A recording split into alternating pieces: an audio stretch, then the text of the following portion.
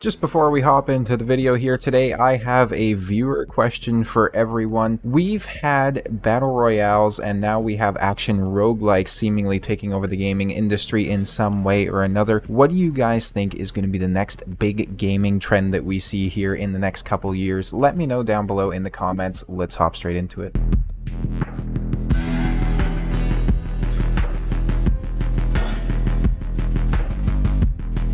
The game that we're covering today is going to be 20 Minutes Till Dawn. The 1.0 build of this game just released on Steam as of the 8th of June, and considering that it already has almost 20,000 very positive reviews, it's absolutely popping off. This is the description from the Steam page. So 20 Minutes Till Dawn is a survival roguelite where endless hordes of creatures lurk from the dark. Craft an array of overpowering builds and eradicate waves of Lovecraftian nightmares. Will you be able to survive the night? And this is tagged most predominantly as a action roguelike, a bullet hell, and a shoot 'em up, and of course it is going to be 2D. So let's go ahead and let's review this game.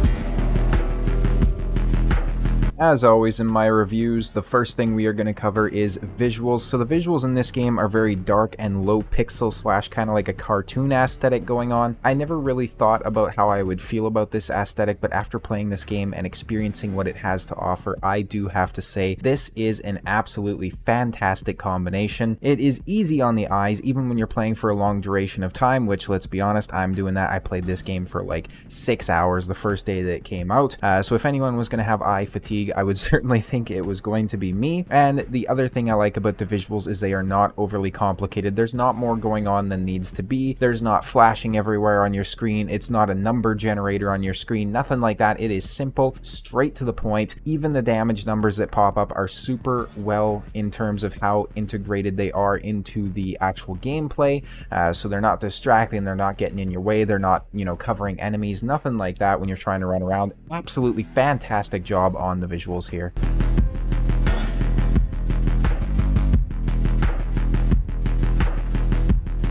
As I've said quite a few times, one of the most important factors of the long-term enjoyment of a video game is the sound design. People are very willing to work with a game if the visuals have aged a little bit, but if the sound design is trash, they are not going to be playing it in the future. So in this game, the OST, which is the original soundtrack, is absolutely incredible. It gives very kind of like dark cowboy vibes, kind of like a dark cowboy fantasy, maybe a space cowboy kind of thing going on. The sound of it is actually being used in the video, so any background music you hear is going to be from the game, of course. And the actual combat noises are incredibly satisfying, and they are simplistic. So there's no overcomplicated sound effects playing every so often. There's not really any enemy noises that are happening. The things that you hear are just straight up the music, your attacks, and sometimes projectiles, as well as if you've taken damage. So it is actually very nice the way that this game handles things. Even when you take damage, it doesn't really, distract you on the screen. You just simply hear an auditory example of it happening. So you hear the sound effect of you getting hit or whatnot, and that is it. The sound is, like the visuals, handled absolutely incredibly in this game. I love to see it.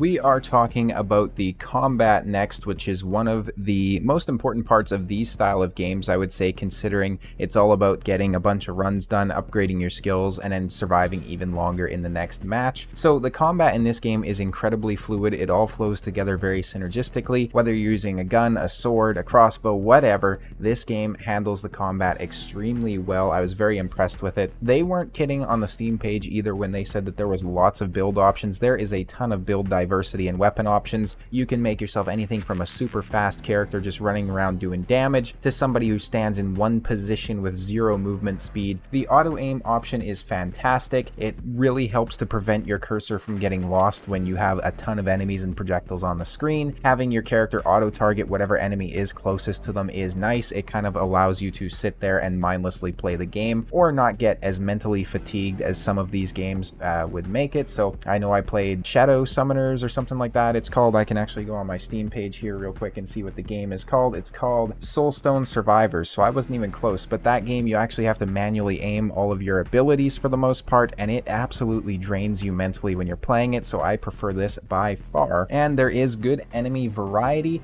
There are at least 4 different quote-unquote bosses that I've discovered so far, ranging from, you know, kind of super squishy, not doing a whole lot, all the way up to absolute tanks that are like uber threats to your character, and you have to be really on the top of your game to actually defeat them. Overall, the combat, very much like the visuals and the sound in this game, absolutely fantastic.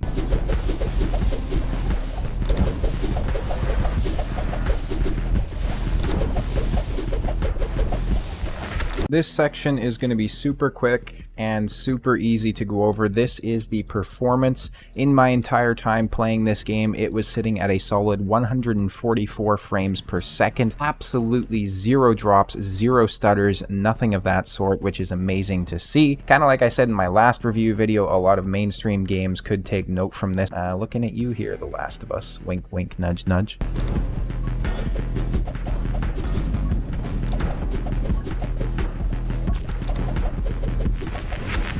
And thus, we have finally arrived to the discussion of gameplay and my closing thoughts. So this game is incredibly fun, it is very addictive, and it is definitely worth the price tag, which for me here in Canada, considering it just came out and it's on sale, is around $5. Definitely worth picking it up. I'm going to go ahead and give this game a overall rating of 9.5 out of a scale of 10. The reason that it has a 0.5 docked off of it there is because it does need more progression to make it last long term. As it stands right now, it's fairly easy to get the resources and purchase new characters, you know, to purchase upgrades and progress through your maps and everything like that. There are only 3 different maps in the game as well, so overall, just, you know, a little bit more content would make it last so much longer and be a lot more fun for the future. I'm sure the developer's going to do that, though. This game is only about a day old at the time of this recording, so they got plenty of time. I would like to thank you guys so much for watching, and I'll see you next time.